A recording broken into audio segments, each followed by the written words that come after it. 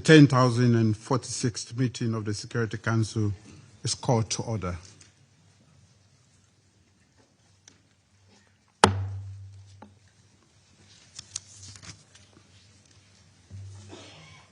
The provisional agenda for this meeting is the situation in the Middle East, including the Palestinian question.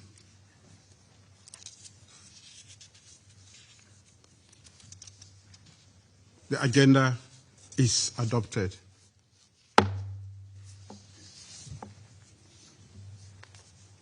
In accordance with Rule 37 of the Council's Provisional Rules of Procedure, I invite the representative of Israel to participate in this meeting. It is so decided. The Security Council will now begin its consideration of item 2 of the agenda. Members of the Council have before them document S 2025/748, the text of a draft resolution submitted by the United States of America. The Council is ready to proceed to the vote of the draft resolution before it.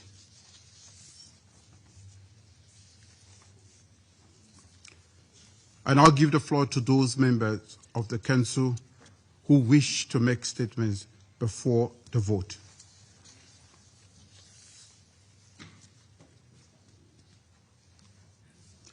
I give the floor to the representative of the United States. Thank you, Mr. President. Colleagues, for 2 agonizing years, Gaza, home to over 2 million souls, has been a crucible of conflict, a hell on earth, where Hamas's brutality and terror met Israel's fierce response, leaving rubble where schools once stood and graves where playgrounds thrived. The death toll climbs into the tens of thousands. Hunger gnaws at the vulnerable, and hope flickers like a candle in the storm. But colleagues, here today, November 17th, we stand at a crossroads. Today, we have the power to douse the flames and light a path to peace. That path is the draft United Nations Security Council resolution before us. A bold, pragmatic blueprint born from President Trump's 20-point comprehensive plan. End the Gaza conflict, forged in the fires of diplomacy with Qatar, Egypt, Saudi Arabia, UAE, Turkey, Pakistan, and Indonesia. Those countries stood with President Trump right back here in this very chamber, right in this room. They stood with him during the UN General Assembly High-Level Week just 8 weeks ago, and they have now publicly stood for this resolution. Over a dozen European heads of state, including the EU, the Secretary General, and Mahmoud Abbas stood with President Trump then at Sharm el-Sheikh after he presented his plan. So colleagues, I ask you before this vote, with this kind of support, I ask you if the region most affected, the Arab nations, the Muslim majority nations, the Palestinians and the Israelis can accept this resolution, how could anyone be against it? There's an old saying where I come from, you can't be more Catholic than the Pope.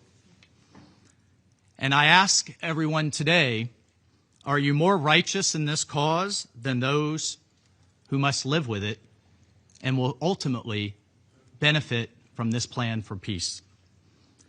This resolution, colleagues, is no mere paper promise. It's a lifeline. The resolution endorses a hard-won ceasefire. And I thank Special Envoy Steve Witkoff. I thank my dear friend Jared Kushner, who forged what so many people said was impossible.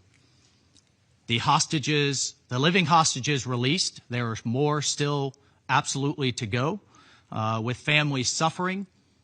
But we have a ceasefire that is holding.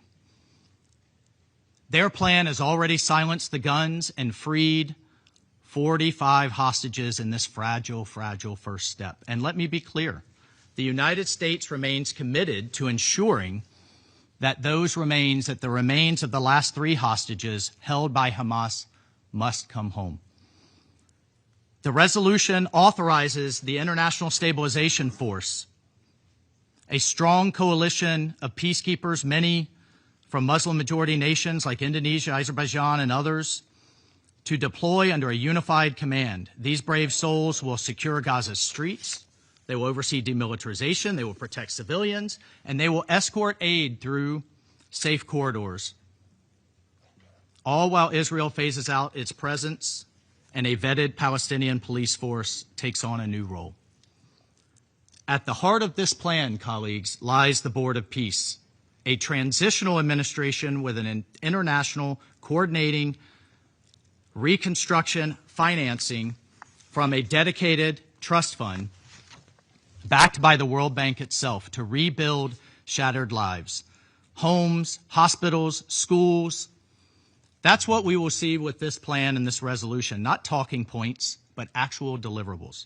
And crucially, per the carefully negotiated language in the 20-point plan, this resolution charts a possible pathway for Palestinian self-determination after the Palestinian Authority has completed the necessary reforms, where rockets will give way to olive branches and there is a chance to agree on a political horizon. It dismantles Hamas's grip. It ensures Gaza rises free from terror's shadow, prosperous and secure. Now, colleagues, we hear critics whispering of challenges. Russia has had a counterdraft. We hear concerns over mandates, but colleagues, hesitation here is the true enemy. We've seen ceasefires crumble before. We cannot repeat the definition of insanity here by doing the same thing that was done before, and by returning to the same frameworks and same talking points that will doom us to repeat this horror all over again. Delaying will cost lives, and every day without this force, aid trucks lie idle, children starve, and the extremists regroup to try to maintain control. So, colleagues, voting yes today isn't just endorsing a plan. It's affirming our shared humanity. It's telling Gaza's and Israel's mothers that the world has not forgotten them. Adopting this resolution today will prove the United Nations can still be a beacon and not just a bystander. Colleagues, the eyes of history and humanity are upon us right here, right now. A vote against this resolution is a vote to return to war. Time is not on the side of peace. This is not the time for endless debate and lawyering. The clock is ticking like a time bomb. So let us vote for this resolution, not as a compromise, but as a covenant for the children of Gaza and for a peace that endures and for a Middle East reborn. Mr. President, I thank you. I thank the representative of the United States for the statement.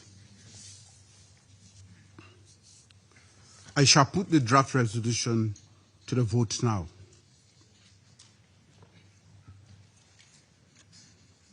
With those in favor of the draft resolution contained in document S/2025/748, please raise their hand.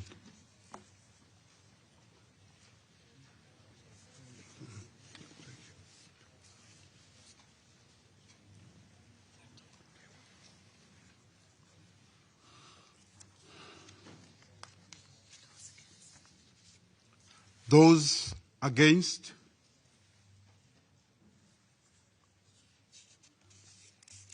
Abstentions?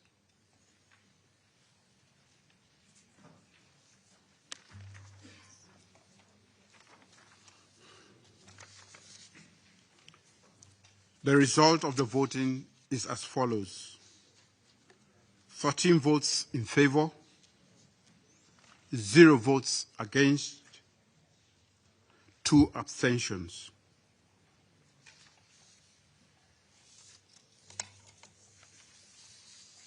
The draft resolution has been adopted as Resolution 2803, 2025, or the draft resolution. Thank you. I now give the floor to those members of the Council who wish to make statements after the vote.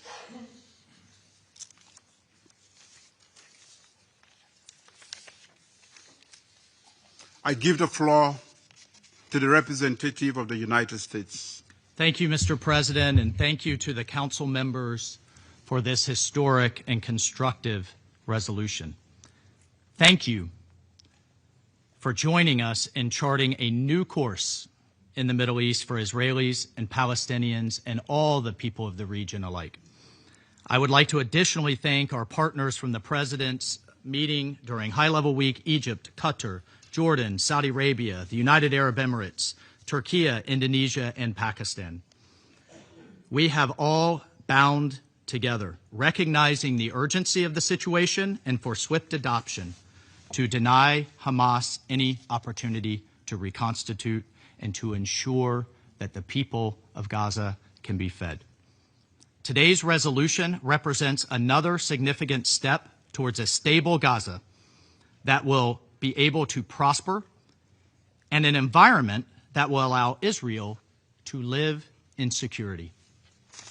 The Board of Peace, which will be led by President Trump, remains the cornerstone of our effort. The board will coordinate the delivery of humanitarian assistance, facilitate Gaza's development, and support a technocratic committee of Palestinians responsible for day-to-day operations of Gaza's civil service and administration, while the Palestinian Authority fully implements its reform program. The resolution today provides troop-contributing countries with the framework they need for moving forward with the International Stabilization Force and global financial institutions the mechanisms they need for channeling investment, respectively. The former will support a region free from Hamas's grip, and the latter, Gaza's reconstruction and development. The path to prosperity, colleagues, requires security first. Security is the oxygen that governance, that development needs to live and to thrive. The International Stabilization Force will stabilize the security environment, support the demilitarization of Gaza, dismantle terrorist infrastructure, decommission weapons, and maintain the safety of Palestinian civilians. We believe that the investment that will follow adoption today will revitalize Gaza's economy, providing Palestinians with an opportunity instead of saddling them with perpetual reliance on aid. We look forward to working alongside the World Bank to that end as it supports Gaza's long-term redevelopment, even as we address the immediate and dire humanitarian needs. President Trump's historic 20-point plan marked the beginning of what will be a strong, stable, and prosperous region, united in rejecting the path of violence, hatred, and terror. Colleagues, and I say this to the world, this resolution today is just the beginning. An adoption of resolution today demonstrates the overwhelming support for the President's vision for a stable Gaza where Palestinians determine their own destiny, free from terrorist rule and violence. And under President Trump's bold leadership, the United States will continue to deliver results alongside our many partners. We will seize the opportunity today to end decades of bloodshed and make lasting peace a reality, and we will work tirelessly with our partners, as we have over the last several months, to advance this vision for a more stable and prosperous Middle East. I thank you, Mr. President. I thank the representative of the United States for the statement. I now give the floor to the representative of Algeria. Thank you, Mr. President. At the outset, allow me to express our appreciation to the United States for presenting this draft resolution we just adopted, aimed at implementing the comprehensive plan endorsed by all parties.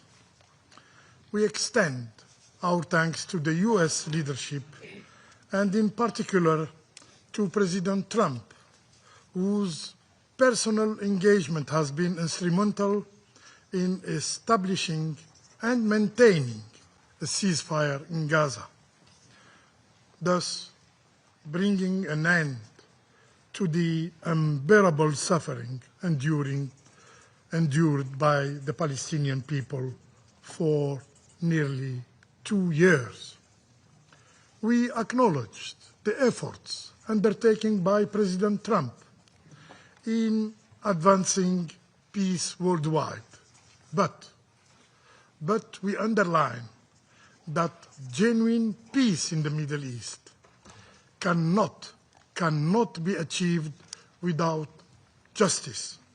Justice for the Palestinian people who have waited for decades for the establishment of their independent state.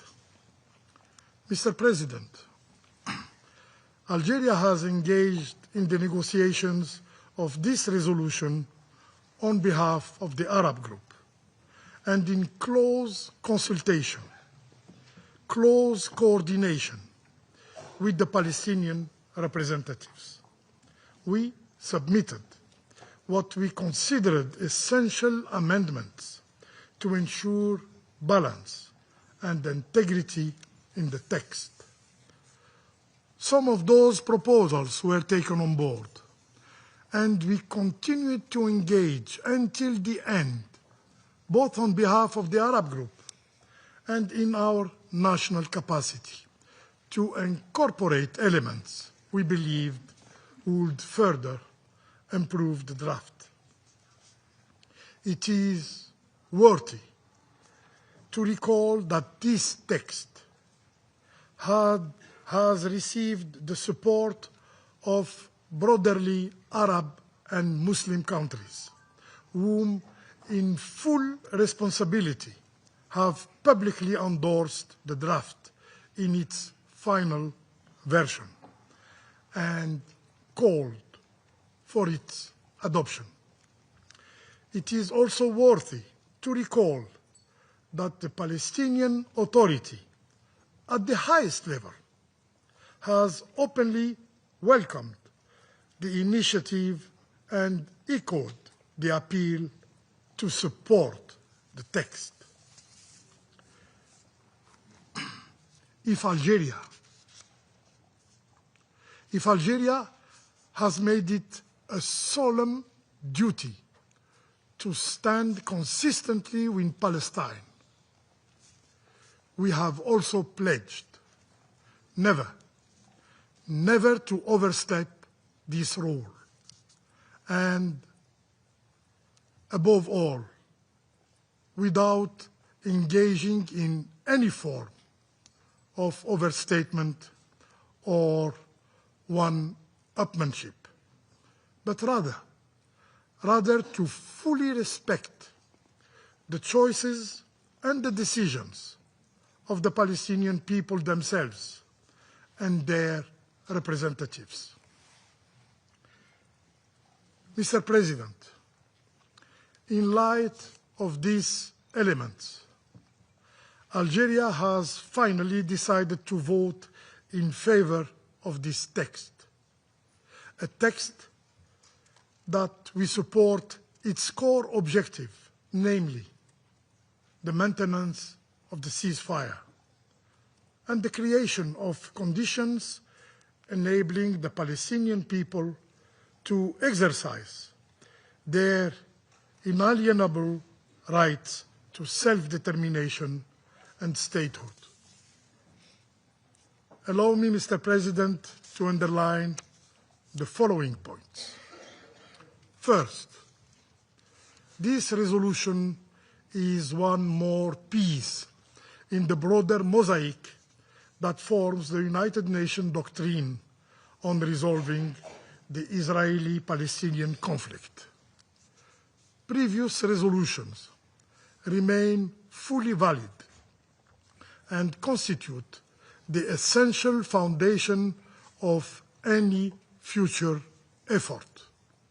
Second, this resolution must be read in its entirety. Its annex is an integral part of it, and all parties must comply with it. It clearly affirms no annexation, no occupation, no forced displacement. Third, humanitarian aid must enter and be distributed throughout Gaza through the UN agencies and other humanitarian actors without interference. Without interference, Israel can no longer impose restrictions that have contributed to the starvation of the Palestinian population in Gaza.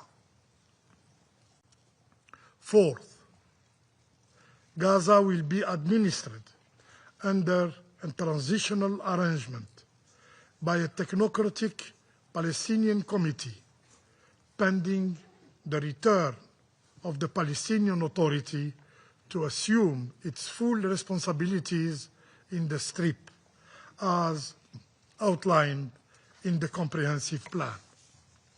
Fifth, the establishment of an international stabilization force is a major development.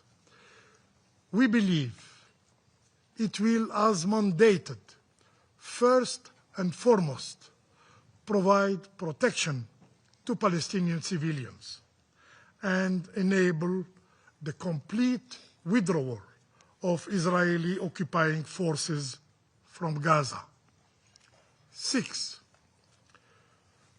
today, Gaza lies in ruins, and its population bears the deep scars inflicted by a devastating war machine.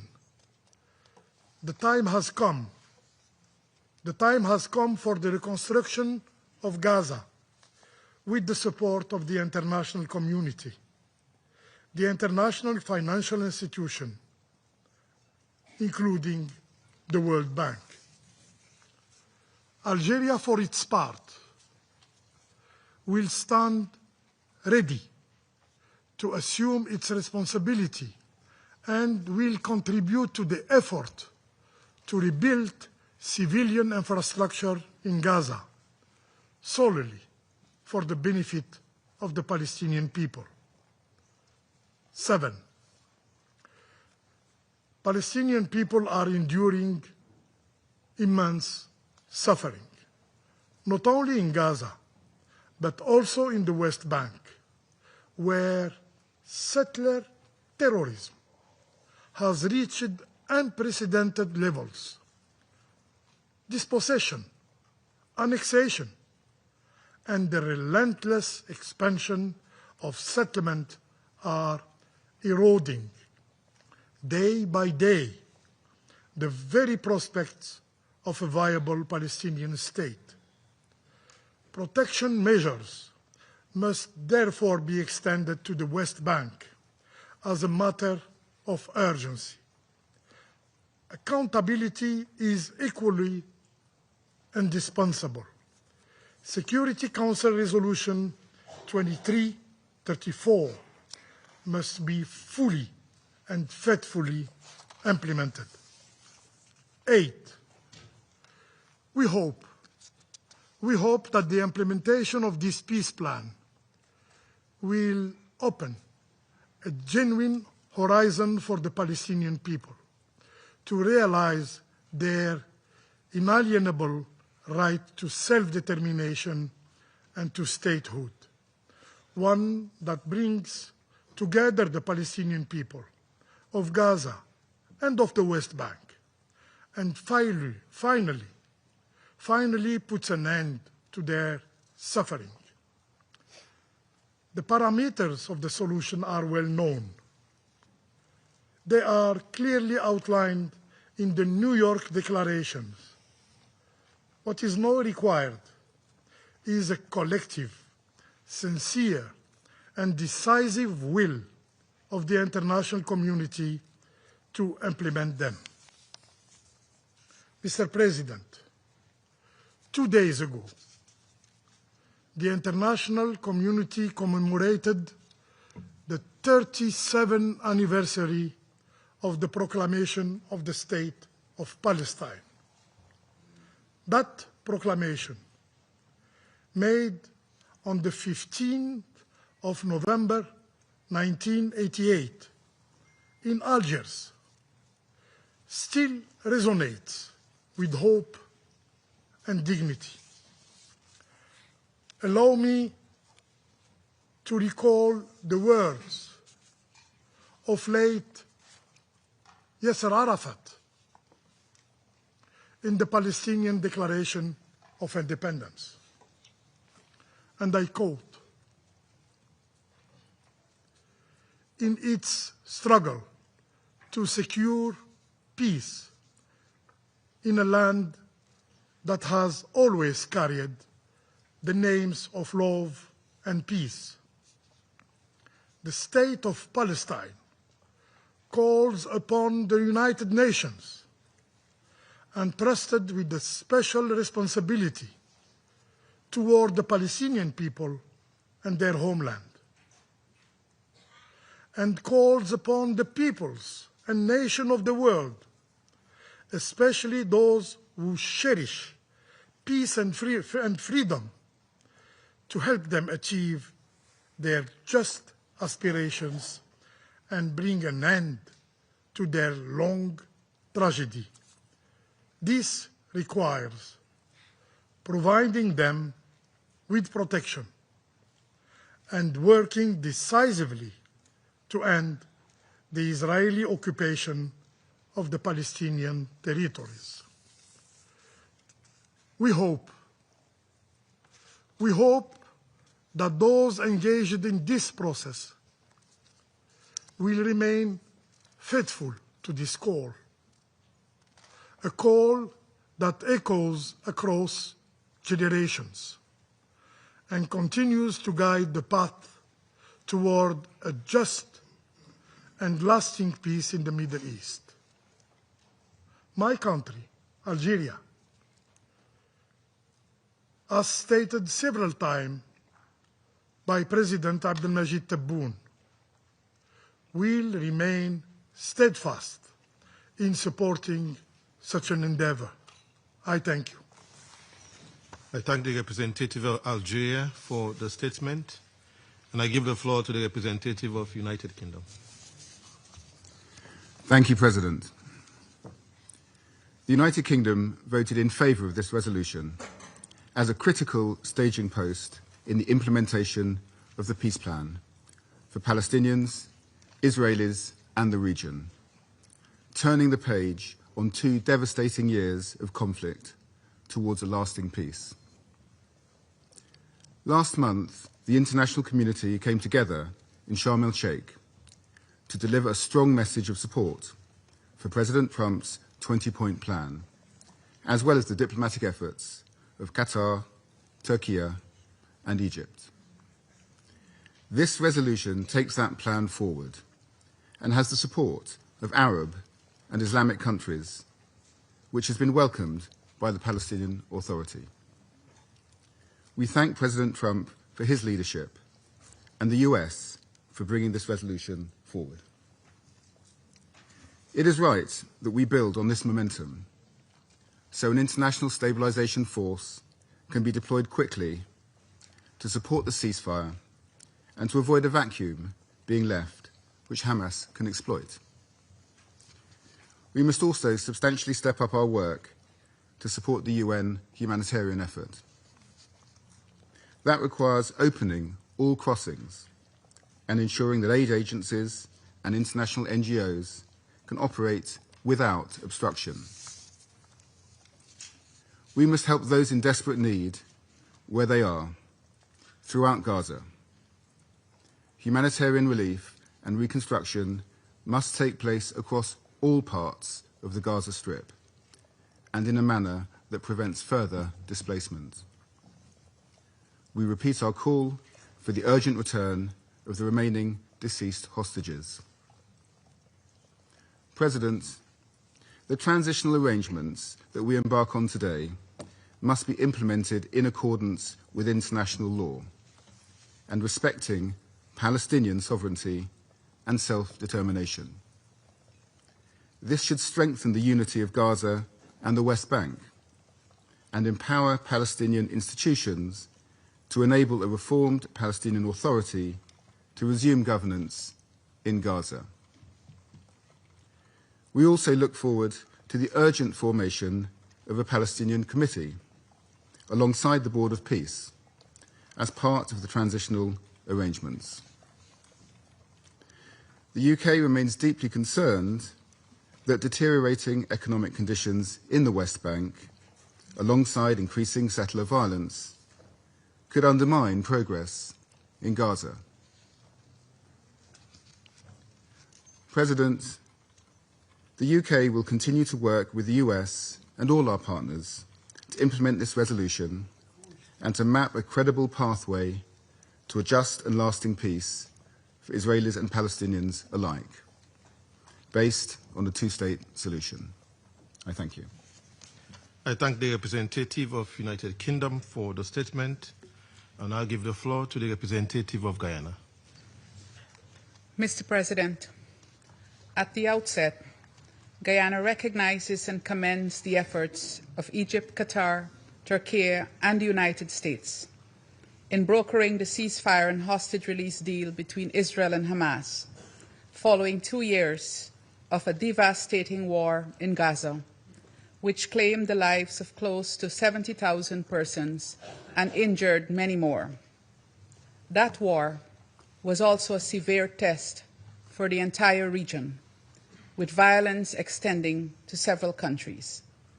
Preserving the ceasefire deal is therefore critical for Palestinians, for Israelis, and for the stability of the entire region. Guyana therefore implores all parties to scrupulously abide by the commitments made and to refrain from all actions that undermine those commitments. Mr. President, Guyana voted for the resolution just considered, as beyond preserving the ceasefire, building on the ceasefire deal is also critical. Guyana acknowledges that the comprehensive plan to end the Gaza conflict seeks to go beyond the cessation of hostilities and to chart a clear path for the recovery and reconstruction of Gaza. In this regard, Guyana stresses that efforts to this end must be rooted in the two-state solution, which must remain the centerpiece of all peace efforts in Palestine. The continuing occupation of the Palestinian territory is a violation of international law, bolstered by the advisory opinion of the International Court of Justice of July 2024, which confirmed this and said that the occupation must be brought to an end. The Security Council, therefore, must ensure the tenets of international law are upheld. Mr. President, throughout the negotiation of the text, clarity regarding the role of the Palestinian Authority in the recovery and reconstruction of Gaza was important to my delegation. Guyana is of the firm view that the PA must have an integral role in these processes, and that role should not be subject to preconditions that are not measurable. We believe that this is also linked to retaining the centrality of the two-state solution as the only just, viable, and comprehensive solution to the Palestinian question, operating from this premise will ensure that Palestinians exercise their right to self-determination. Further, the central role of the United Nations in the recovery and reconstruction process must be safeguarded. Mr. President, Guyana anticipates that with the adoption of this resolution, the implementation phase will prioritize identifying and building on the synergies between the comprehensive plan and other relevant frameworks, including the Arab Plan for the Early Recovery, Reconstruction and Development of Gaza, the New York Declaration, and all relevant UN resolutions on the question of Palestine. We urge that the interest of the Palestinian people remain paramount. I thank you. I thank the representative of Guyana for the statement. I now give the floor to the representative of Pakistan. Mr. President, we thank the United States for tabling this resolution that welcomes and endorses President Trump's comprehensive plan to end the Gaza conflict and lays the groundwork for its implementation. Pakistan has voted in favor of this resolution with the primary objective in the immediate term to stop the bloodshed, to save the lives of innocent Palestinians, including women and children, to maintain the ceasefire, to ensure much-needed large-scale humanitarian relief, and to secure the full withdrawal of Israeli forces from Gaza. President, the question of Palestine is at the core of the Arab-Israeli conflict. Pakistan's position on this issue has always been in line with and in support of Palestine and the Arab countries being the principal stakeholders in this dispute. Accordingly, our vote has been guided by the position of Palestine and the Arab group, as well as the group of 8 Arab Islamic countries, Saudi Arabia, Qatar, the UAE, Egypt, Jordan, Indonesia, Turkey, and Pakistan, that came together in September in support of President Trump's commendable initiative to bring the war in Gaza to an end. We have welcomed that initiative because not only it got the ceasefire on ground, it subscribed to the need for humanitarian assistance, reconstruction, provision of a secure and stable environment, and the hope for a credible pathway to Palestinian self-determination and statehood. President, throughout the negotiations on the draft resolution, Pakistan supported the proposals of the Arab group submitted by Algeria and also submitted our own amendments to make the text more balanced and in line with international legitimacy that governs the Palestinian question. We acknowledge and appreciate the efforts of the pen holder, the United States, for incorporating some of our suggestions, including the call for maintenance of the ceasefire in OP1 and a reporting mechanism to the Security Council. Some important suggestions, however, were not reflected, such as a clear political path to Palestinian self-determination and statehood, the central role of the Palestinian Authority in governance and reconstruction, and enhanced involvement of the UN, besides clarifications about the Board of Peace and the mandate of the International Stabilization Force. Those are all crucial aspects with a bearing on the success of this endeavor. We earnestly hope that further details in coming weeks will provide the much-needed clarity on these issues. President, after 2 years of devastating war and an unprecedented humanitarian catastrophe in Gaza, where more than 69,000 innocent Palestinians have been killed, most of them women and children, a ray of hope emerged with the signing of the peace agreement at Sharm el-Sheikh, peace summit between Egypt, Qatar, Turkey, and the United States. Pakistan, as a part of the group of 8 Arab Islamic countries, welcomed the efforts by President Trump and his proposal to end the war, rebuild Gaza, prevent displacement of Palestinian people, advance comprehensive peace, and halt the annexation of the West Bank. We engaged with sincerity and constructively to help alleviate the suffering of the Palestinian people and support a viable path to peace, stability, and realization of their inalienable right to self-determination and statehood. Pakistan's consistent policy and every action pursuant to it is for a just and lasting resolution of the Palestinian question based on international legitimacy, Palestinian self-determination, and the establishment of a sovereign, independent, and contiguous state of Palestine based on pre-1967 borders with Al-Quds Al-Sharif as its capital. That must be the ultimate objective and the culmination of any peace process or initiative on the Middle East.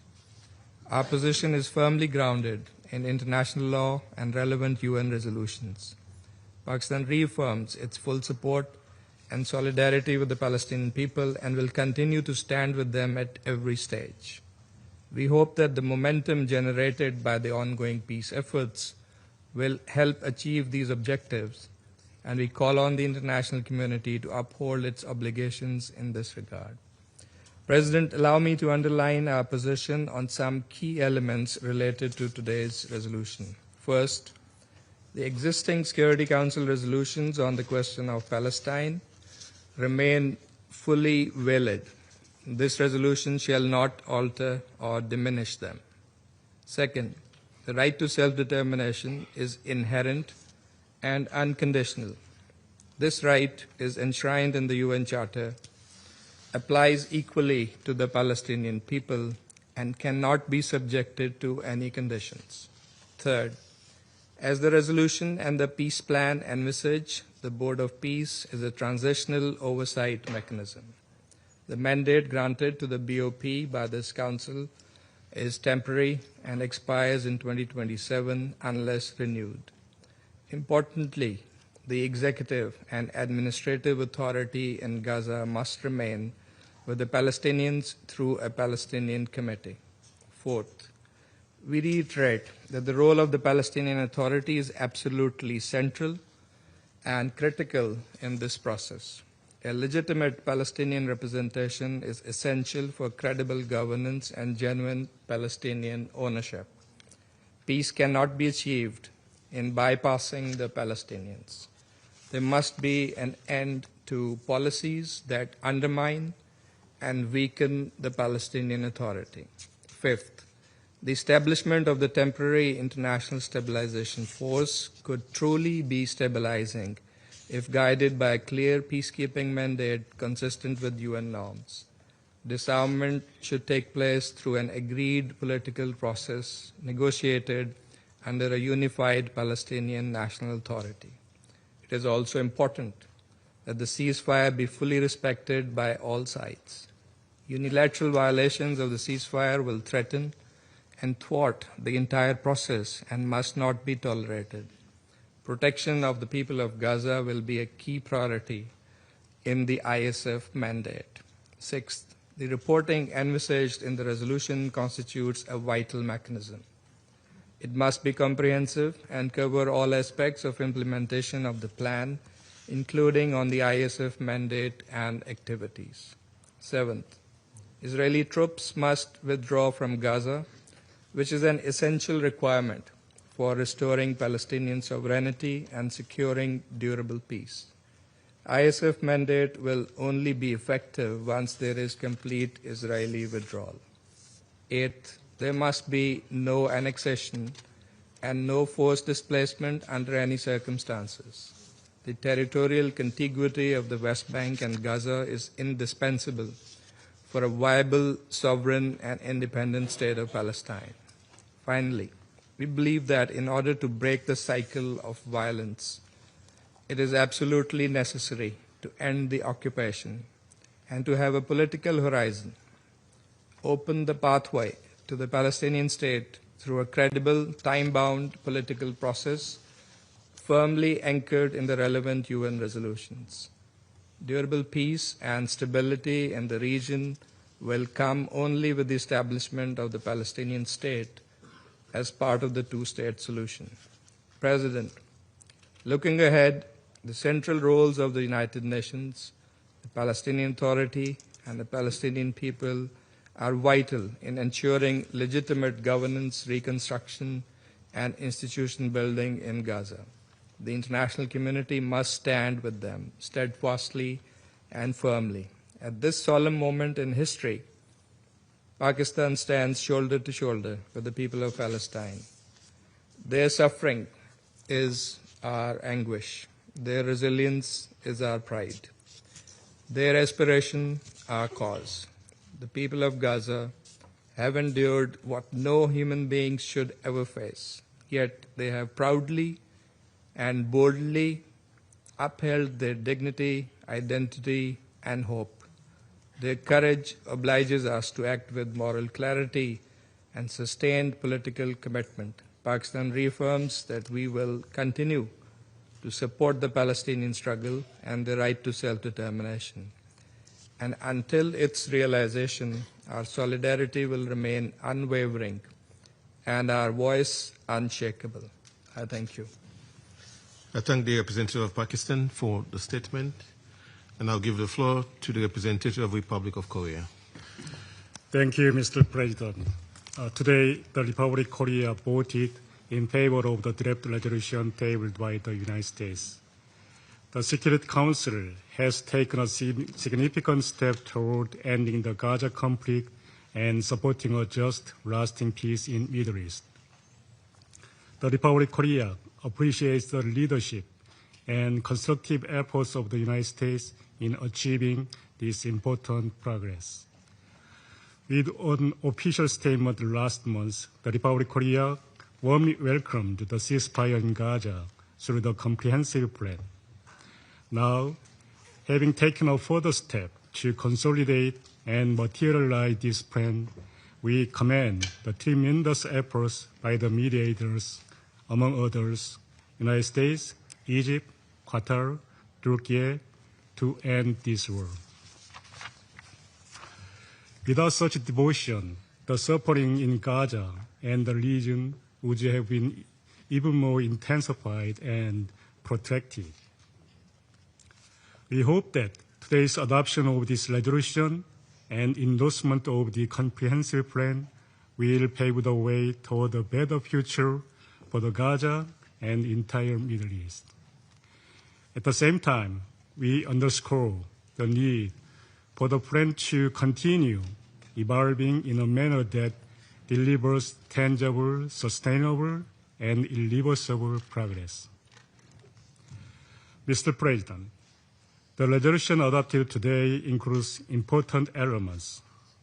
We expect that the details of the resolution, such as the composition, time frame, the work of the BOP and ISF, will be further developed and more practically operationalized in close engagement of the Security Council, ensuring its active involvement throughout the process. We all understand these elements are not complete. None of them can be easily accomplished, and there will be many challenges ahead.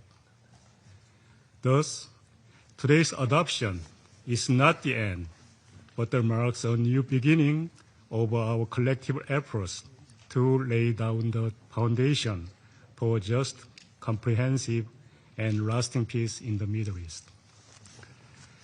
The international community, including the Security Council, should stay engaged in supporting a pathway that can transform this hard-won opportunity into meaningful reality on the ground, again, with the Council's constructive engagement, including regular reporting to it. We also urge the parties to the conflict to strictly abide by the agreement and its spirit under this resolution. Mr. President, it must be duly noted that the Security Council has consistently championed the two-state solution as the sole viable path toward lasting peace in the region.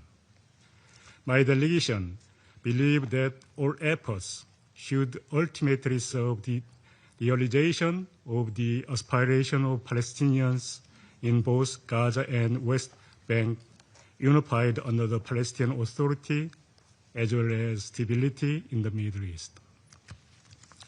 The Republic of Korea, here and today, with honor, recommits to its constructive engagement to this end. We sincerely hope that, based on this adoption, genuine peace, dignity, prosperity can eventually be realized for all. I thank you. I thank the representative of the Republic of Korea for the statement, and I'll give the floor to the representative of Slovenia. Thank you, Mr. President. Slovenia voted for this resolution because it is the best way to secure that the current ceasefire leads to a permanent peace. We supported the resolution because of the strong support of the countries of the region and potential future troops contributing countries. They are assuming the largest responsibility for the future of Palestine and Palestinians, and we listened to their appeal. We also voted yes, because through this resolution, the Security Council is assuming its rightful supervisory role for the implementation of the peace plan. Colleagues, for 2 years, Slovenia has consistently called for an end to the Gaza war. Our calls throughout the war have been for an immediate and unconditional ceasefire. 2 years is not immediate, and clearly it's conditional. Mr. President, we thank the United States for presenting this resolution and for the consultative process they steered, with a strong participation by the countries in the region. Their voices and the voice of the Palestine played an important role in guiding today's decision of the Council. Colleagues, Slovenia approached its work at the Council with a heavy sense of responsibility. Throughout our term, we consistently called for a strong role of the Council. Many times we mentioned historical responsibilities, and this resolution surely falls under this category. In this vein, Slovenia remains convinced that clear terms of reference for the work of the Board of Peace, along with its composition, should be transmitted to the Council when available. While this resolution provides a framework, we understand many details will be agreed upon on the ground and through a consultative process. We underline the need for inclusivity, transparency, and good faith. We underline the inalienable right of the Palestinian people to self-determination and the principle of territorial integrity affirmed by the Council. This translates into the Gaza Strip being unified with the West Bank, including East Jerusalem, under the Palestinian Authority. Slovenia believes that Palestinian Authority must assume full responsibilities in the Gaza Strip and calls on transitional arrangement to support this goal in a timely manner. We further believe that details for International Stabilization Force deployment and operation should be hammered out in close consultative process with potential troop contributing countries. We also believe the Council should be regularly briefed on the work of the Board of Peace and the International Stabilization Force, in addition to the mandated written reports. Mr. President, our calls in this war have first and foremost been calls for protection of civilians. We continue calling for lifting of all restrictions on humanitarian aid and humanitarian operations, including NGO registration and limitations to the work of UNRWA, obligations confirmed by the International Court of Justice. And finally, Slovenia reaffirms its unwavering support to the two-state solution, Israel and Palestine living side by side in peace and security. We therefore call on building the momentum and pursuing a tangible political process on the basis of the New York Declaration. I thank you. I thank the representative of Slovenia for the statement, And I'll give the floor to the representative of France. Merci, Monsieur le Président. Monsieur le Président, la France salue l'engagement des États-Unis, dont les efforts décisifs menés avec l'Égypte, le Qatar et la Turquie ont permis de parvenir à un accord de cessez-le-feu, à la libération des otages et à la reprise de l'aide humanitaire à Gaza, efforts qui se retrouvent dans cette résolution 2803. La France a voté oui afin de répondre aux besoins les plus urgents des populations et de soutenir les efforts de paix en cours. Par ce vote positif, la France entend appuyer la dynamique politique qui vise à mettre durablement fin à la guerre à Gaza, à fournir une aide humanitaire à la hauteur des besoins, à prévenir une résurgence des violences, à rétablir la sécurité des populations et à créer les conditions d'un horizon politique crédible en Israël et en Palestine. Les objectifs poursuivis par ce texte répondent à des besoins impérieux, à savoir un accès humanitaire immédiat, massif et sans entrave partout dans Gaza, en coordination avec les Nations unies, le Comité international de la Croix-Rouge et les ONG internationales, dans le strict respect du droit international humanitaire, y compris s'agissant de la protection des personnes ne participant pas ou plus aux hostilités et des principes de l'action humanitaire. Le déploiement rapide d'une force internationale de stabilisation temporaire mandatée par le Conseil de sécurité. Le relèvement précoce et la reconstruction durable de Gaza, alors que l'enclave est aujourd'hui en ruine après 2 années de guerre. Le désarmement et la démobilisation de tous les groupes armés, en particulier du Hamas. La réponse aux préoccupations sécuritaires légitimes d'Israël. La réponse aux aspirations tout aussi légitimes des Palestiniens à l'autodétermination et à un État palestinien, en cohérence avec la reconnaissance de l'État de Palestine par la France et plusieurs de nos partenaires. Monsieur le Président, la mise en œuvre de cette résolution doit s'inscrire dans un cadre politique et juridique clair, dans la continuité des résolutions pertinentes du Conseil de sécurité, des paramètres internationalement agréés et de la déclaration de New York. Ce cadre politique repose sur 3 piliers. Premièrement, la mise en œuvre de la solution de 2 États démocratiques et souverains, la Palestine et Israël, vivant côte à côte en paix et en sécurité, au sein de frontières sûres et reconnues, selon les lignes de 1967, y compris en ce qui concerne Jérusalem. Deuxièmement, le retour rapide d'une autorité palestinienne réformée et renforcée à Gaza, avec l'accompagnement de la communauté internationale et l'exclusion du Hamas de tout rôle dans la gouvernance de l'enclave. Troisièmement, l'unité de Gaza et de la Cisjordanie, toutes 2 parties intégrantes du territoire de l'État palestinien. À cet égard, tout changement démographique ou territorial de l'enclave, toute occupation ou annexion de Gaza sont exclus. En Cisjordanie, la poursuite de la politique de colonisation constitue une violation grave du droit international et menace l'avenir de la solution à 2 États. Ce cadre s'appuie sur des principes fondamentaux de l'action internationale, en particulier le respect du droit international humanitaire et du droit international des droits de l'homme, ainsi que du droit à l'autodétermination du peuple palestinien.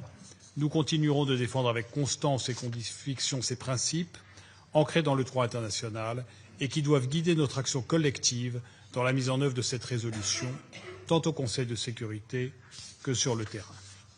Monsieur le Président, en votant aujourd'hui en faveur de cette résolution présentée par les États-Unis, la France fait le choix de la responsabilité. Une responsabilité envers les populations civiles qui ont droit à protection et dont tant de vies ont été brisées, envers une région qui aspire à retrouver la paix et la stabilité. Nous saluons l'engagement des États-Unis et nous appelons toutes les parties à mettre en œuvre leurs engagements, y compris au regard du droit international, sans délai.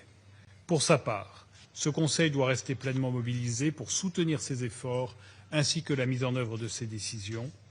Il devra être prêt à se réunir sans attendre les rapports mandatés par cette résolution, en fonction de l'évolution de la situation sur le terrain, afin d'assurer le bon déroulement des prochaines étapes, notamment le bon déploiement de la force internationale de stabilisation temporaire. Il en va de l'instauration d'une paix et d'une stabilisation durable. Je vous remercie. I thank the representative of France for the statement, and I'll give the floor to the representative of Somalia. Thank you, Mr. President. We have voted in favor of this draft resolution and extend our appreciation to the United States as penholder for its leadership and constructive consultations that have taken place throughout this process. Our support for this text reflects our enduring commitment to the Palestinian cause and our determination to alleviate the suffering of the Palestinian people. We commend President Trump's 20-point plan and creating Board of Peace as set out in the resolution and its endorsement by the participating states at the Sharm el-Sheikh conference, which enjoys the backings of 8 Arab and Islamic countries. We regard the establishment of International Stabilization Force as an important step towards civilian protection and stabilization on the ground, as well as broader political efforts aimed at achieving a just and lasting peace. At the same time, we must register our serious concern regarding the absence of explicit reference to the two-state solution, which have been long exposed to be the only viable option for the peace between Israel and Palestine. We believe it's crucial and critical that the path toward a comprehensive peace explicitly reflects these established international parameters. We also note with concern the limited clarity in the text regarding the role of the United Nations, humanitarian assistance, as well as the role of the Palestinian Authority in the governance arrangement toward the single, unified Palestinian state. A just and lasting peace can only be achieved by recognizing and upholding the two-state solution, which remains the foundation for a comprehensive resolution to the conflict. We are convinced these are central to any credible and sustainable solution. We reaffirm our solidarity with the Palestinian people and reiterate our steadfast support for the realization of an independent and a sovereign state of Palestine with Al-Quds al-Sharif as its capital in accordance with international law and relevant United Nations resolutions. Our delegation stands ready to work with the international community to ensure that this opportunity is not lost and that peace in the occupied Palestinian territory and the wider region becomes not just a possibility, but a reality. I thank you. I thank the representative of Somalia for the statement, and I'll give the floor to the representative of Greece. Thank you, Mr. President. Today is an important day for peace in the Middle East. At long last, after 2 years of bloodshed and suffering, this Council endorses a plan for peace. The bloodshed triggered by Hamas terrorist attacks of October 7, 2023, can finally come to an end. We were all greatly relieved that all living hostages were released and returned to their homes after 2 years of Hamas captivity. This outcome comes thanks to the diplomatic leadership demonstrated by the U.S. and its unwavering commitment towards a diplomatic solution. Mr. President, history will take note of our collective decision here today. Since Greece first took up its position in the Security Council, we have been consistent in our calls for a ceasefire, for the safe and unhindered delivery of humanitarian aid at scale, and for the reinvigoration of the political process. The resolution just adopted lays the foundation for delivering on all the above. It prepares a path for a political process leading to the realization of the two-state solution where Israelis and Palestinians can live side by side in peace and security. It constitutes but the start of the process, opening the path for Palestinian self-determination and statehood as stipulated in the comprehensive plan. Importantly, as the plan stipulates, no one will be forced to leave Gaza. May the peoples of the region suffer no more, and may they finally live in sustainable peace, for they have suffered too much. Gaza's reconstruction and development is now also visible on the horizon. An empowered and reformed Palestinian Authority should return to the Strip as soon as possible and be in a position to exert effective control over Gaza and the West Bank. Greece, along with its European, Arab, and other partners, will spare no efforts to support the reform process of the PA. Hamas will have no role in any form in the governance of Gaza. May its terror never again be unleashed upon the Israeli people or undermine peace in the whole region. The now mandated International Stabilization Force must work with Egypt and Israel and see to the effective training of the vetted Palestinian police force to be able to secure border areas, stabilize the security environment in Gaza, and protect civilians. A longtime friend of Israelis and Palestinians, Greece will study the modalities of the ISF as they unfold. In this regard, we are willing to play an active role, and we stand ready to contribute to Gaza's reconstruction and stabilization efforts. Mr. President, peace in the Middle East is a conceivable, achievable outcome, one which could lead to a more prosperous, safe, and more interconnected Middle East. This resolution endorses the plan to end the Gaza conflict and lays the framework to achieve enduring peace, security, and prosperity.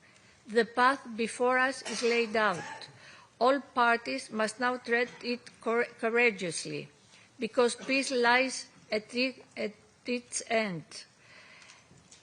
It is a path worth treading. I thank you. I thank the representative of Greece for the statement, and I'll give the floor to the representative of Denmark. Thank you, Mr. President. After 2 years of brutal conflict in Gaza, the guns were finally silenced as the ceasefire entered into force on October 10th, a long-awaited pause that offers renewed hope after immense suffering and hardship. Our hope is that Israelis and Palestinians alike can now finally begin recovering from the horrors of war and the devastation it has caused. Denmark voted in favor of this resolution in support of President Trump's comprehensive plan to end the Gaza conflict. We extend our sincere appreciation to the United States, Qatar, Egypt, and Turkey for their relentless efforts to secure an agreement on a ceasefire and the first phase of the plan under extremely difficult circumstances. This plan represents our best opportunity to bring about lasting peace in the Middle East. A peace in which civilians in Gaza can live in dignity and safety. A peace in which Palestinians can shape their own future and where Gaza is reunited with the West Bank under a reformed Palestinian Authority as part of a two-state solution. A peace in which Israel is secure from terrorism and Palestinians and Israelis live side by side in stability, coexistence, and mutual security. Mr. President, bringing the Gaza peace plan to the Council was a welcome decision, and we thank the United States for their engaged approach during the negotiations. Throughout the negotiations, Denmark has worked consistently and constructively to arrive at the best conditions for this peace to be sustainable, just, and all-encompassing. In this regard, we would have liked to see greater clarity on the role and composition of the Board of Peace and the International Stabilization Force in the resolution. Going forward, it will be essential to ensure that the implementation of the resolution takes place in full compliance with international law and the mandate given today, and in accordance with the Palestinian right to self-determination, as we have consistently raised during negotiations. It will be important for the Council to follow up on this mandate, and we welcome the reporting obligation of the Board of Peace to the Council. It remains key to ensure unhindered access for humanitarian aid to Gaza, which should be delivered in accordance with international humanitarian law and in line with the humanitarian principles by the UN-led humanitarian system, which is best placed to undertake this monumental task. In this spirit, we believe that the resolution lays out a credible path towards peace that the region urgently needs. The region has voiced its full support, and Denmark has listened. Mr. President, today, Denmark has voted with hope and with humility, but also with a sense of optimism. We hope that this resolution will mark the first step towards a future in which peace is no longer negotiated in this chamber, but lived day by day in two states, in a region that can finally fulfill the potential that has been hindered by war for far too long. I thank you. I thank the representative of Denmark for the statement, and I'll give the floor to the representative of Panama. Muchas gracias, señor presidente. Panamá reconoce el liderazgo de Estados Unidos y agradece los esfuerzos diplomáticos que ha desplegado al proponer y coordinar el texto de la resolución que hoy ha sido aprobada por este Consejo y endosa el plan para la terminación del conflicto y lograr la paz esbozado por el presidente Donald Trump, que consta como anexo a la resolución y forma parte integral de la misma. Lo perfecto es enemigo de lo bueno. Panamá ha votado a favor de esta resolución presentada por los Estados Unidos y respaldada por Arabia Saudita, Qatar, Egipto, Emiratos Árabes Unidos, Indonesia, Jordania, Pakistán y Turquía, porque, aún reconociendo la urgente e impostergable necesidad de abordar de manera integral las causas políticas y de seguridad que han impedido una solución sostenible al conflicto israelí-palestino durante décadas, situamos en el centro de nuestra posición a la población israelí y a la palestina, y a la magnitud del sufrimiento y devastación que hoy enfrentan. La guerra de los últimos 2 años, desatada tras los ataques brutales perpetrados por Hamas el 7 de octubre de 2023, los cuales Panamá ha condenado de manera reiterada, ha ocasionado la trágica realidad que vive Gaza hoy. Reiteramos que el futuro de Gaza deberá construirse sin la presencia y el control de Hamas. La actual situación en el terreno demanda una respuesta urgente que priorice la seguridad, la integración y la protección de la población civil gazatí e israelí. Por ello, consideramos que la resolución propuesta por Estados Unidos, que ha sido adoptada hoy por este Consejo, constituye un primer paso necesario para consolidar el alto al fuego, reforzar la vital asistencia humanitaria y apoyar los esfuerzos internacionales dirigidos a iniciar la reconstrucción e intentar un camino distinto al que la población palestina de Gaza, su tierra natal, ha conocido durante demasiado tiempo. De igual manera, reconocemos y reiteramos nuestro respaldo al trabajo indispensable que realizan las agencias de las Naciones Unidas en la protección y asistencia de la población civil, incluso en las condiciones más difíciles, y subrayamos la importancia de garantizar su acceso, seguridad y capacidad operativa en el territorio palestino. Señor presidente, en lo que respecta a Panamá, entendemos que Gaza y Cisjordania, incluida Jerusalén Oriental, son partes integrales del futuro Estado palestino de conformidad con las resoluciones pertinentes del Consejo de Seguridad y el derecho internacional. Por ello, reiteramos que la única vía sostenible pasa por una solución que permita a los pueblos de Israel y Palestina vivir lado a lado en 2 estados en paz, seguridad y dignidad para ambos, dentro de fronteras mutuamente reconocidas y plenamente respetadas. Panamá seguirá trabajando con todos los actores y respaldando acciones e iniciativas como la resolución que hoy se adopta para construir sobre la misma a fin de preservar el alto al fuego, proteger a los civiles y mantener abiertas todas las vías de solución política que impulsen una paz justa, digna y duradera. Muchas gracias. I thank the representative of Panama for the statement, and I'll give the floor to the representative of Russian Federation.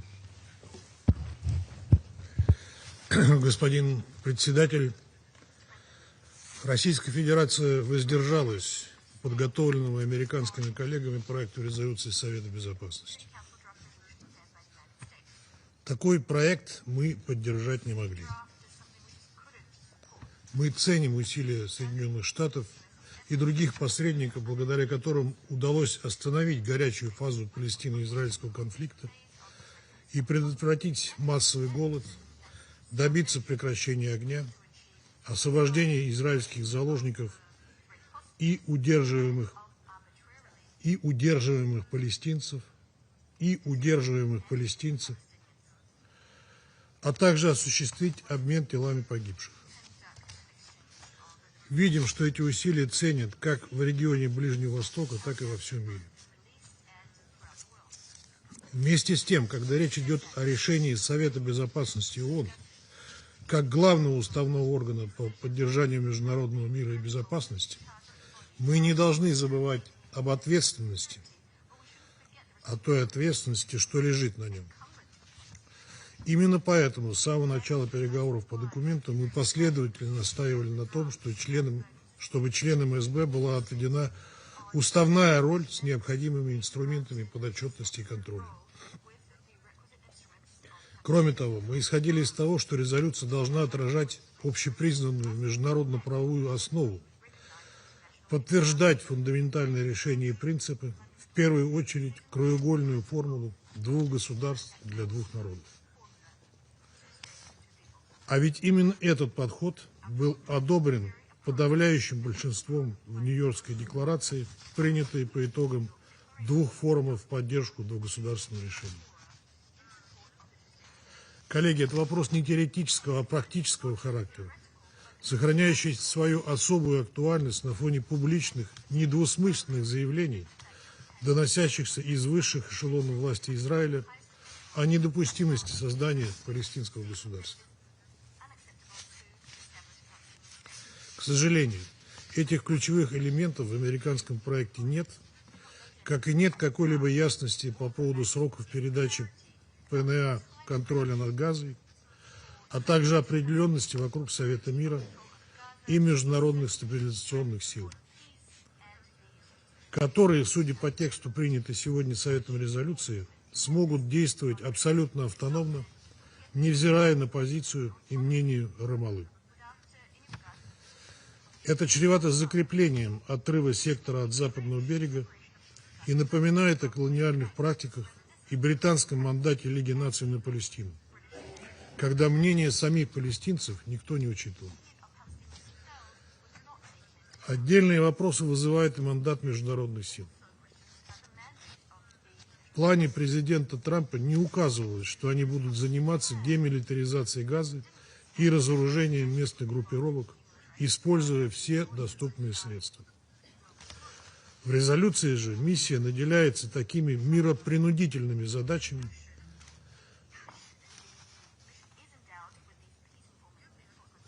что может превратить ее в сторону конфликта и вывести за рамки миротворчества.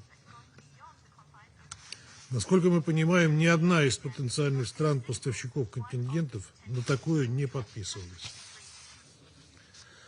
При этом отмечаем, что членам Совета фактически не дали времени на добросовестную работу и поиск компромисса. Выкручивание рук по столицам и делегациям здесь, в Нью-Йорке, добросовестной работой не назовешь. Если резюмировать, то представленный Соединенными Штатами документ – это очередной кот в мешке. По сути, Совет дает благословение на американскую инициативу под честное слово Вашингтона, отдавая сектор Газа на откуп Совета мира и международных стабилизационных сил, о модальностях работы которых нам пока ничего не известно. Главное, чтобы этот документ не стал ширмой для бесконтрольных экспериментов Соединенных Штатов и Израиля на оккупированной палестинской территории и не превратился в приговор к двухгосударственному решению. Россия приняла к сведению позицию Рамаллы, а также многих арабо-мусульманских государств, выступивших в поддержку американского проекта во избежание возобновления кровопролития в анклаве. В этой связи мы не стали вносить наш собственный проект, целью которого было внести поправки в концепцию Соединенных Штатов для ее приведения в соответствии с согласованными резолюциями ООН. Но не стоит и ликовать. Сегодня печальный день для Совета. Помимо желания заинтересованных сторон, есть еще такое понятие, как цельность Совета Безопасности. И сегодня принятием этой резолюции эта цельность и прерогативы Совета были нарушены. Это тот случай, когда мы хотели бы ошибиться и рассчитывать, что Соединенные Штаты на деле продемонстрируют свой миротворческий потенциал, оценивать который можно будет по тому, насколько им в реальности удастся обеспечить устойчивый мир, где Израиль и Палестина будут сосуществовать в мире и безопасности в границах 1967 года, а Иерусалим станет столицей обоих государств в соответствии с резолюциями Совета Безопасности и Генеральной Ассамблеи ООН, нормами международного права и заключенными ранее соглашениями, отвечающими как интересам израильтян в обеспечении собственной безопасности, так и праву палестинцев на собственное государство. Теперь реализация плана президента Трампа целиком ложится на его авторов и сторонников, прежде всего из числа арабо-мусульманской восьмерки.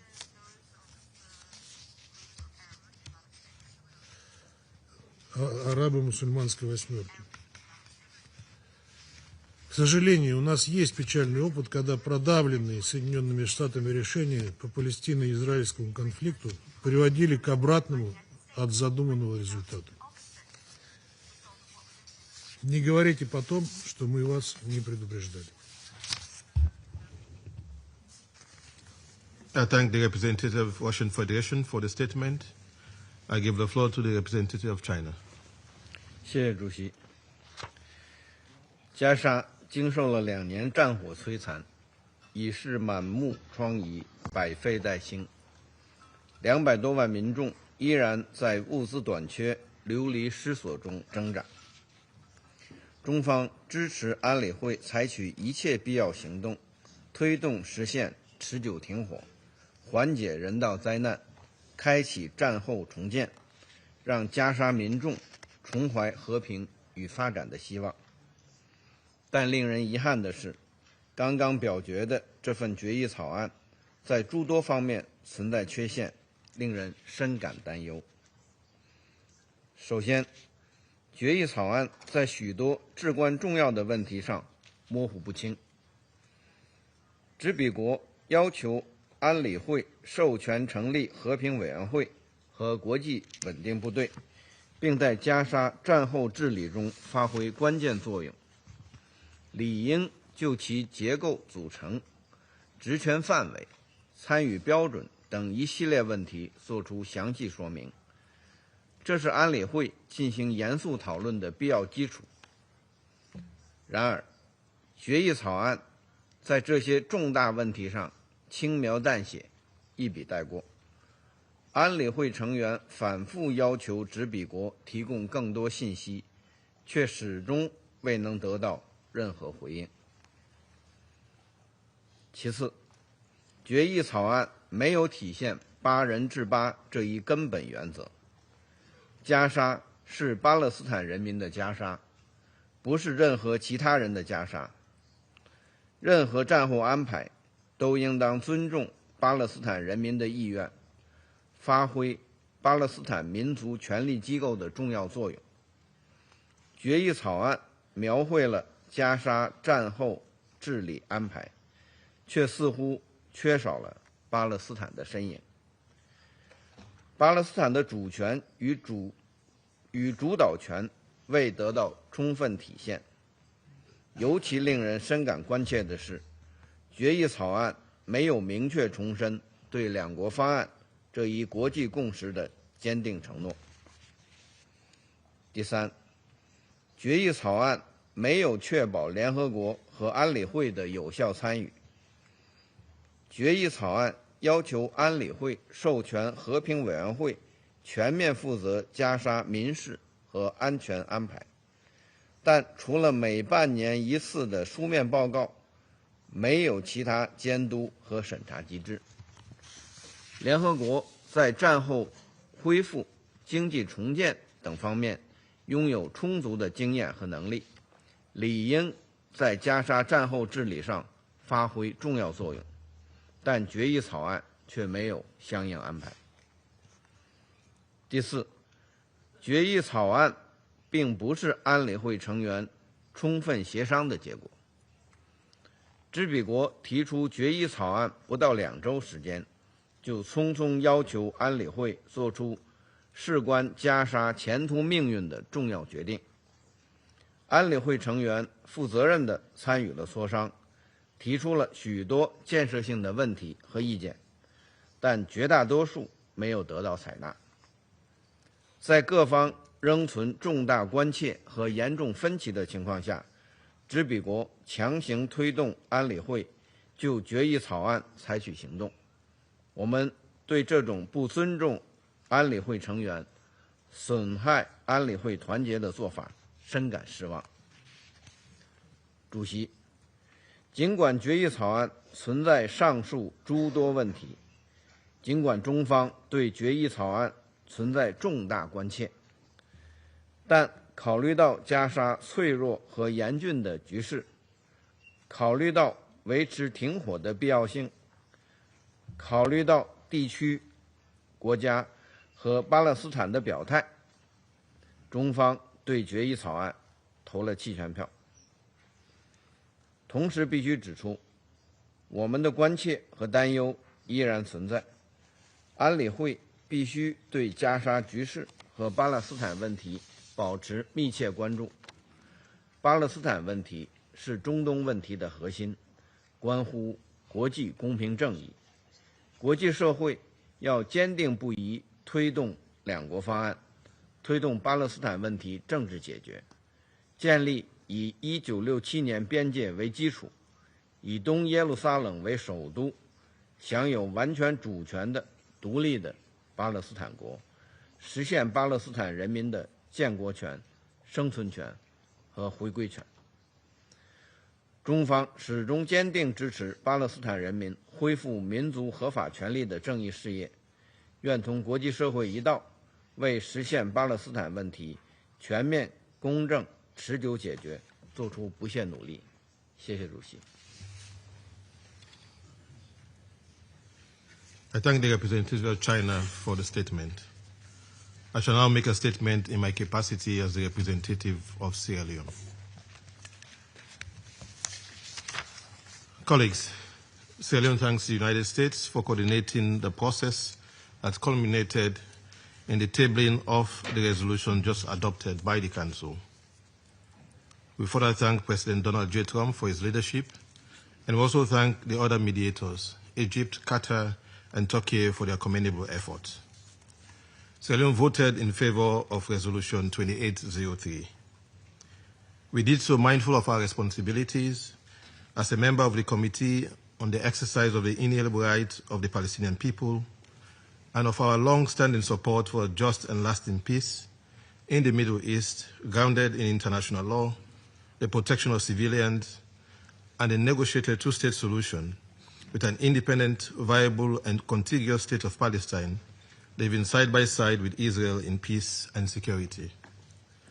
Our vote also took careful account of the fact that the draft has been accepted by the Palestinian Authority and has received support from a number of states in the region that are closely engaged with the peace effort. Their views and their readiness to work with this framework were an important consideration for Sierra Leone in assessing whether the resolution could, if implemented in good faith, contribute to de-escalation and create a space for a political process. Throughout the negotiations, Sierra Leone was guided by 4 core principles. First, safeguarding the inalienable right of the Palestinian people to self-determination. Second, ensuring the protection of civilians and unhindered humanitarian access.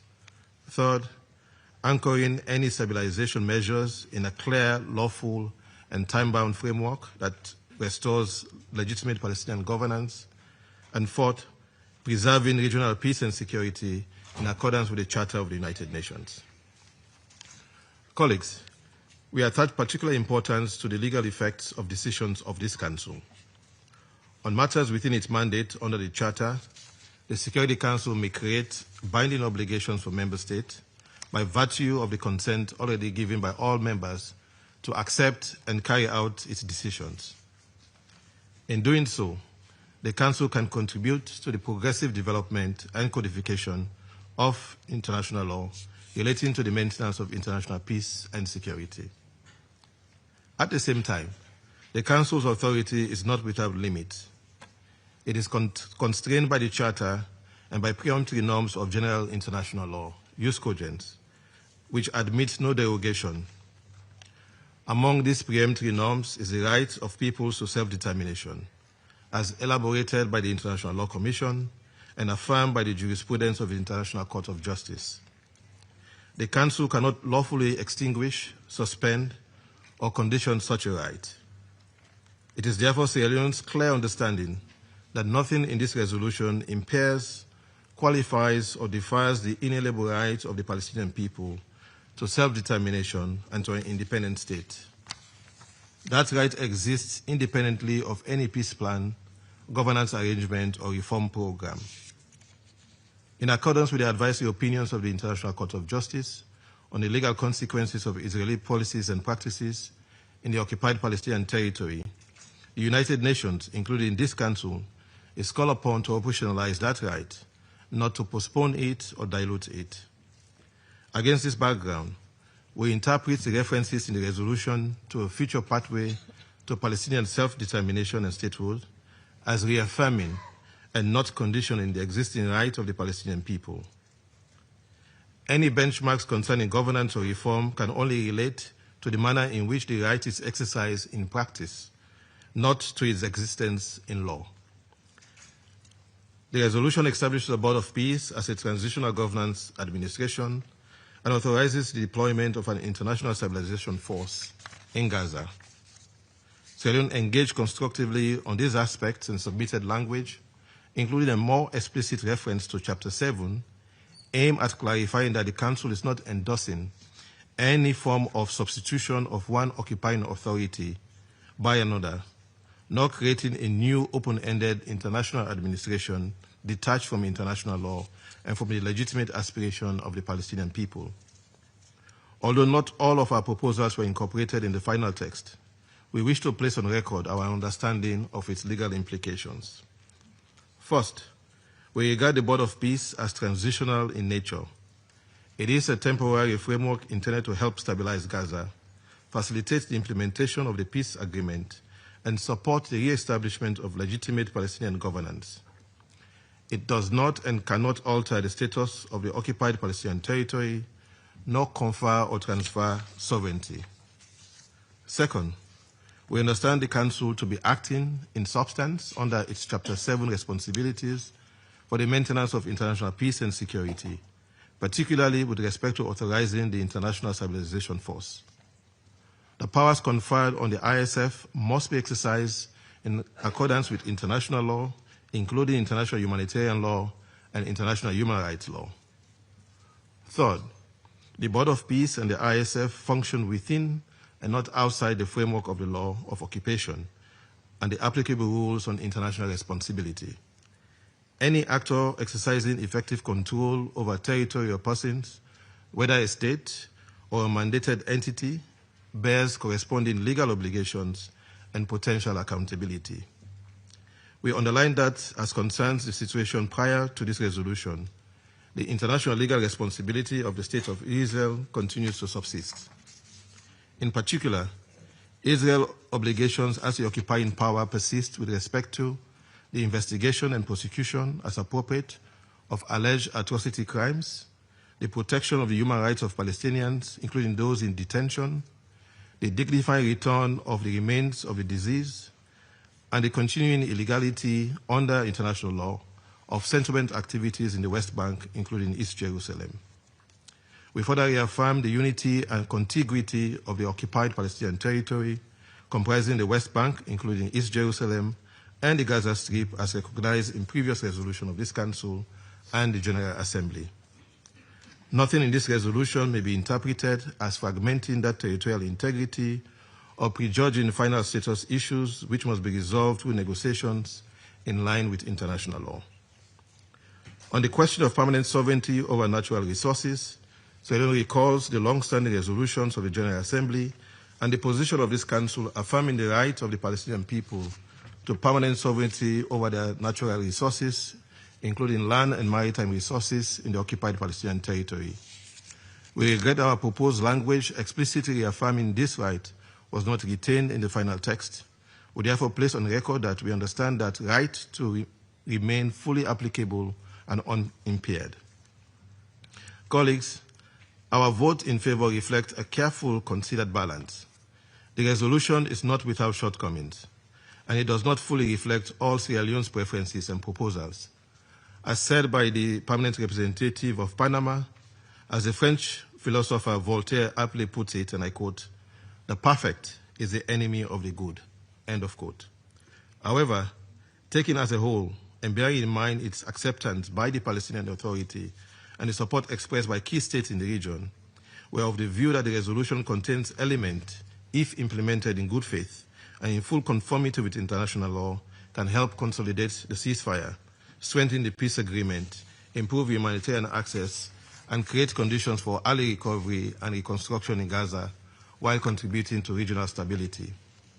Our support is therefore accompanied by clear expectations that the ceasefire will be respected and strengthened, that civilians, wherever they are, will be protected in accordance with international humanitarian law, that all parties will implement the peace agreement in good faith and in a spirit of compromise, that the transitional arrangement will lead within a defined time frame to unified, legitimate Palestinian governance over occupied Palestinian territory, and that credible, irreversible steps be taken towards a just, comprehensive, and lasting political settlement based on the two-state solution and the full realization of the rights of the Palestinian people to self-determination. Sierra Leone will continue to support all genuine efforts within and outside the Council to end the current cycle of violence and to advance a just peace that delivers security and dignity for both Palestinians and Israeli in line with international law and the purposes and principles of the United Nations. I thank you.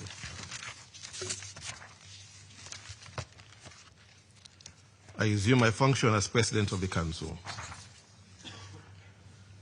There are no more names inscribed on the list of speakers. The meeting is adjourned.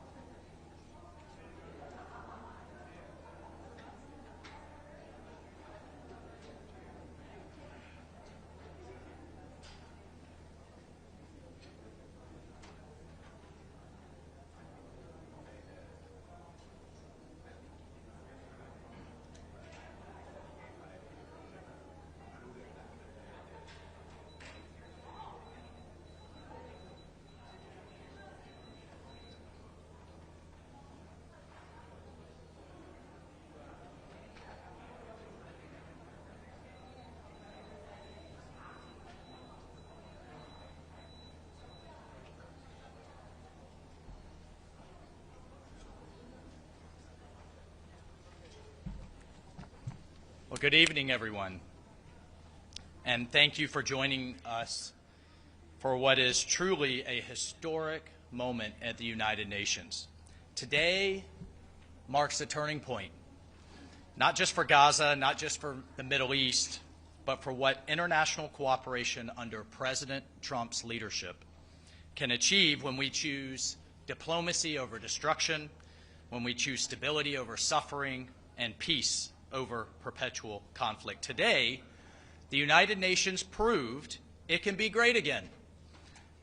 The United Nations today proved it can be a beacon for peace, not just a bystander.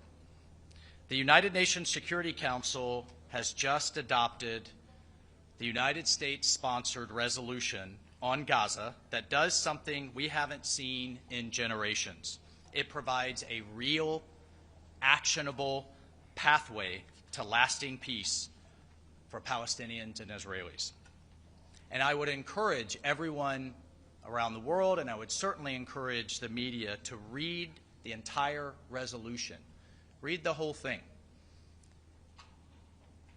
It is truly a victory for everyone who believes in a future where the Palestinian people can determine their own destiny and where they can have a future free of the grip of Hamas terrorists. This is what the United Nations was created to do, to make pathways for real, tangible, and actionable peace. So let me be clear. This resolution and the progress it represents would not have been possible without President Trump's bold leadership and his vision. Folks, just weeks ago, literally just weeks ago, the Middle East was mired in conflict. Hostages remained in tunnels in captivity. Palestinians in Gaza suffered in a hell on earth as the war raged on. Then President Trump secured a historic peace deal with the critical support of Qatar, Egypt, and Turkey. Hostages came home to their families. And we are still working to bring home the remaining 3 hostages who remain in Gaza. But we've also seen massive humanitarian aid begin flowing into Gaza, an average of 660 trucks per day since the ceasefire. So we saw the region in chaos just weeks ago. It took its first real step towards peace. And today, the United Nations solidified that into international law. Today, the Security Council built on that foundation. And I want to thank our partners and allies on the Council for their support, who stood with us in this moment, but particularly the support from our regional partners, from our Arab partners and the Muslim-majority countries. It has been absolutely indispensable. I can't overemphasize it. The United States, Qatar, Egypt, the United Arab Emirates, the Kingdom of Saudi Arabia, Indonesia, Pakistan, Jordan, and Turkey stood together in support of this resolution and President Trump's plan. Then you had the endorsement from the gathering at Sharm el-Sheikh, where over 20 countries, over a dozen from Europe, including the European Union, supported this comprehensive approach and demonstrated that the region is ready for change. Folks, the region is tired of the same old talking points, the same old solutions that have never worked. The region is ready to break this cycle of violence. And what we saw here is once the Arabs, the Muslim-majority nations, the Palestinian Authority, and Israel indicated that we could move forward with the plan laid forth in this resolution, we then turned to the Council and said, how could you stand against it? So what does the resolution actually do? I just want to take a moment to lay out a couple of key points. First, the Security Council has endorsed President Trump's historic 20-point comprehensive plan to end the Gaza conflict. It welcomes the establishment of the Board of Peace as a transitional administration for Gaza that will oversee and support a technocratic, apolitical Palestinian committee responsible for day-to-day government services. It underscores the critical importance of humanitarian assistance for the people of Gaza, and it authorizes an international stabilization force to stabilize the security environment in Gaza by ensuring the process of demilitarizing the Gaza Strip, including the destruction and prevention of rebuilding the military, terror, and offensive infrastructure. It also decommissions, it ensures the decommissioning from Hamas and its partners. All of this will allow for a Gaza Strip that is finally free of Hamas's terror and reign. This resolution represents the first real step in generations towards forging a lasting peace for Gaza, for Palestinians, for Israelis, and for the entire region. And I want to be clear. The United States made it clear. President Trump, Secretary Rubio, my good friend Jared Kushner, Special Envoy Witkoff, we all made it clear that a vote against this resolution was a vote to return to war. So thanks to our actions here today and President Trump's bold, clear-eyed leadership, a stable, a safe, and a prosperous future in the Middle East is now finally within reach. Thank you. Ambassador, does the U.S. still support this resolution? Does the U.S. still support